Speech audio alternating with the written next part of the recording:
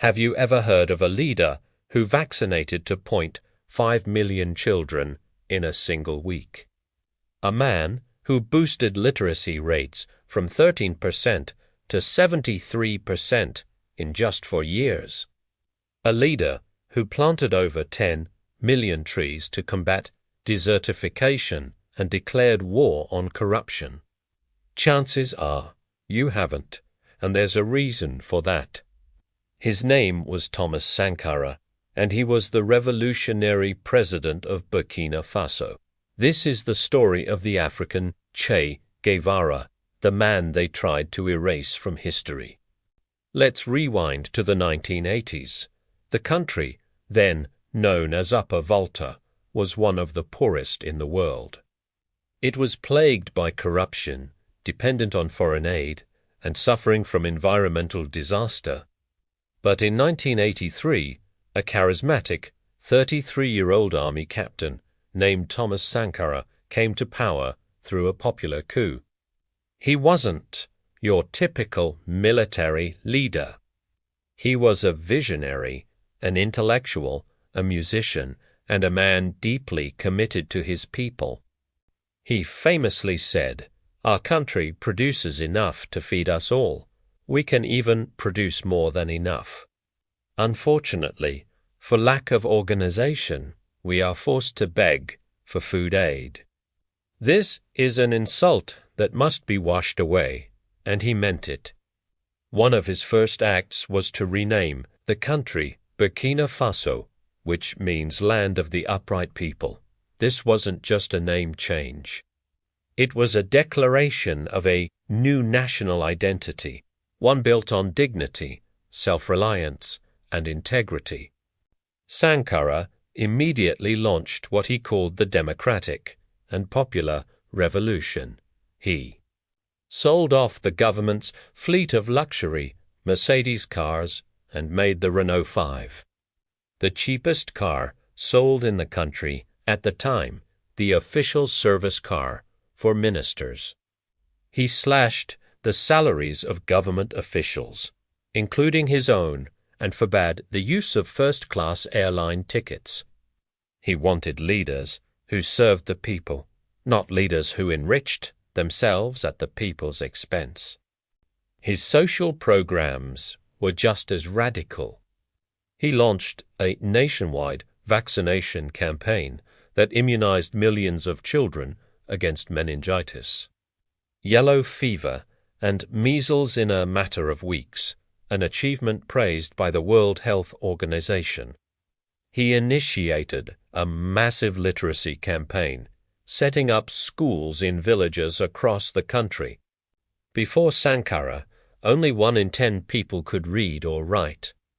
For years later, that number was closer to 8 in 10.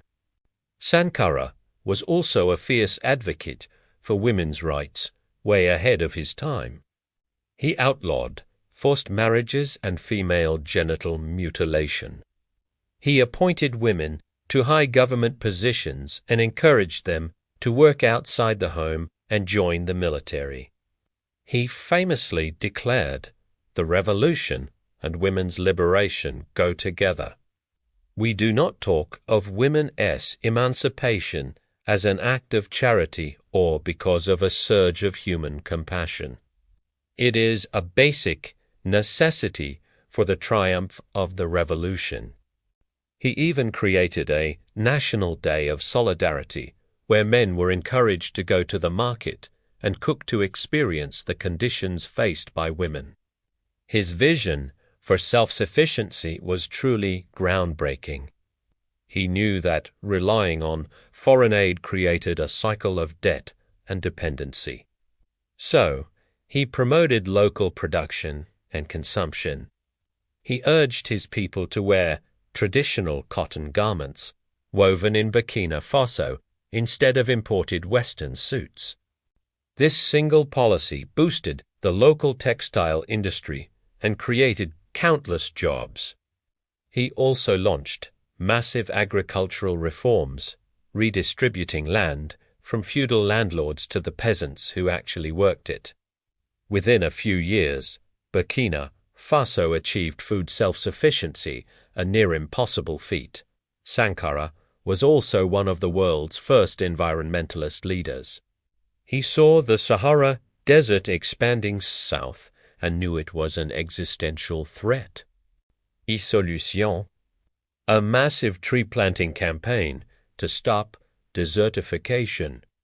With the help of the entire population, over 10 million trees were planted, creating a green belt that held back the desert. He recognized that environmental health was inseparable from the health and prosperity of his people. On the world stage, Sankara was a powerful and unapologetic voice for the global South.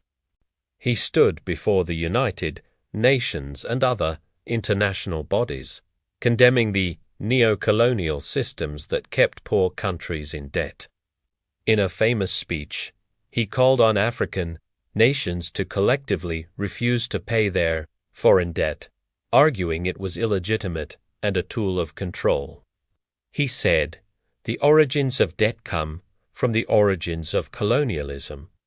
We cannot repay the debt because we are not responsible for the debt." This bold stance made him a hero to many across Africa and the developing world, but it also made him powerful enemies. His anti-imperialist rhetoric and his independent policies directly challenged the interests of powerful Western nations, particularly France, the former colonial power, as well as wealthy neighboring leaders who felt threatened by his revolutionary example. They saw his success not as an inspiration, but as a dangerous idea that could spread. Inside the country, his rapid, sweeping changes also alienated some traditional elites and a powerful middle class who were used to a life of privilege. And then, on October 15th, 1987, the revolution came to a tragic end. Thomas Sankara disappeared along with 12 of his aides. The coup was led by his close friend and second-in-command, Blaise Compaoré. Immediately after seizing power, Compaoré began to reverse Sankara's policies. He rejoined the International Monetary Fund and the World Bank, privatized industries, and welcomed foreign aid back with open arms. For the next 27 years, he ruled Burkina Faso and any mention of Sankara's name. His image or his ideas was systematically suppressed. They didn't just kill the man. They tried to bury his legacy. But you can't bury an idea. For decades, Sankara's memory was kept alive by activists and young people across Africa and the world who saw him as a symbol of hope, integrity, and true liberation. His speeches were shared online, his image appeared on T-shirts, and his story was passed down, a powerful legend of what is possible. In 2014, a popular uprising, inspired in part by Sankara's ideals, finally overthrew Blaise Compaoré. The people of Burkina Faso took to the streets, demanding justice and a return to the values of their murdered leader. In recent years, the tide has finally begun to turn. In 2022, a military tribunal found Compaoré guilty in absentia of complicity in Sankara's murder and sentenced him to life in prison. Sankara's body was officially reburied, and he was finally given the hero's honors he deserved.